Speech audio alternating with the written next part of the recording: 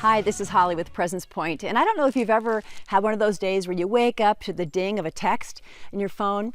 Well, we had one of those mornings this morning, and that first text was from a dear friend of ours who had a wonderful report that he was still cancer-free over a year after his throat cancer. And it was just one of those moments where we were just so grateful with him, with his wife, with his family, with the others of his friends. And it was the first time ever in my life when we began to pray, I just said, Doug, I think we need to sing. You know, I love you, Lord, I lift my voice, and I'll spare you that, my singing. But as we sang through it together, it was just a sweet moment of thinking about all that was happening in our own lives. So as a shepherd leader, I immediately, for some reason, after that moment, said, and I wrote it down, Father, help us live more deeply in you today, as our only job is to trust and obey. Now, we have poems in our family, kind of as jokes almost, although they're often meaningful. We've said them at our kids' wedding receptions. We've given them to friends when they've moved away. But that moment I said, hey, that rhymes, Father, help us live more deeply in you today, as our only job is to trust and obey.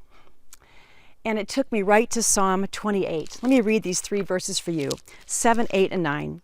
The Lord is my strength and my shield. In him my heart trusts, and I am helped. My heart exults, and with my song I give thanks to him.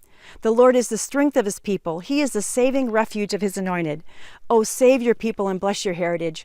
Be their shepherd and carry them forever. Doug and I had just finished talking also last night about the shield, the leader's shield that we talk about in shepherding and in Presence Point, this Presence Point sort of leadership model.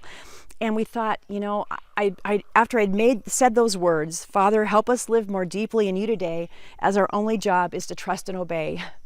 My next words were, Lord, don't let us use offensive tools when you intend for us to be defended by you.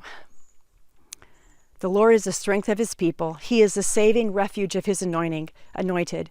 Oh, save your people and bless your heritage. Be their shepherd and carry them forever. So I pray today you would remember to live more fully in him, that as a shepherd leader, wherever you're leading, family, home, church, ministry, as a volunteer, that your job is really just to trust him and obey him. Listen to his voice, follow him, follow the good shepherd.